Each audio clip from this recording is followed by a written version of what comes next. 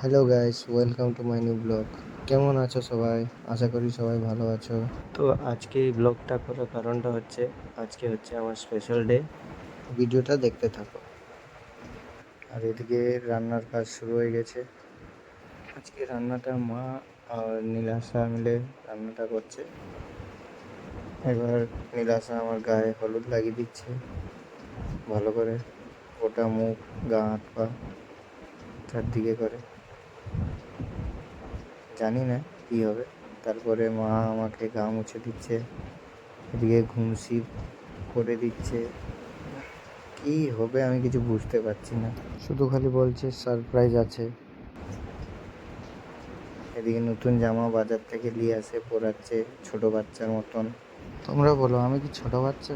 স্নান ফান করে আমি ফ্রেশ হয়ে গেছি, শুধু কি করবে খুঁজে পাচ্ছে না। আমাকে শুধু খালি বলছে তোর জন্য একটা সারপ্রাইজ আছে। এবার আমাকে ঠাকুরের ঘরে পাঠিয়ে দিল পুজো দিতে।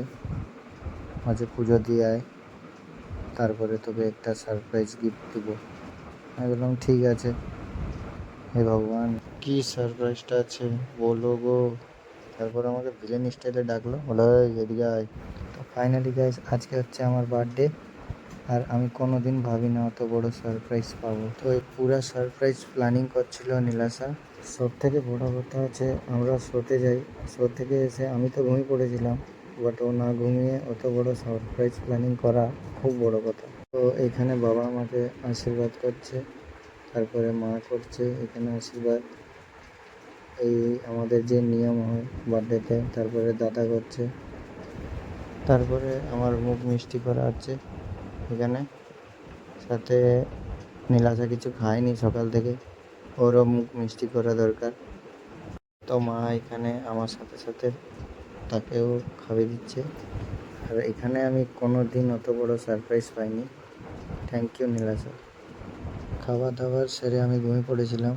বিকালে উঠে দেখছি, বাপ রে বাপ, এ কি, এই মেয়ে তো আজকে আমাকে পাগলা করে দিবে।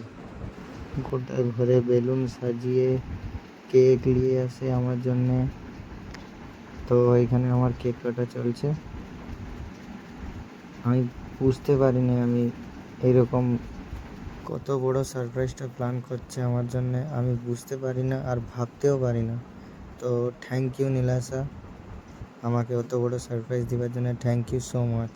তো গাইজ, ভিডিওটা যদি ভালো লাগে like, comment, share and subscribe করতে ভুলো না। তো দেখা হচ্ছে নিউ ভিডিওতে।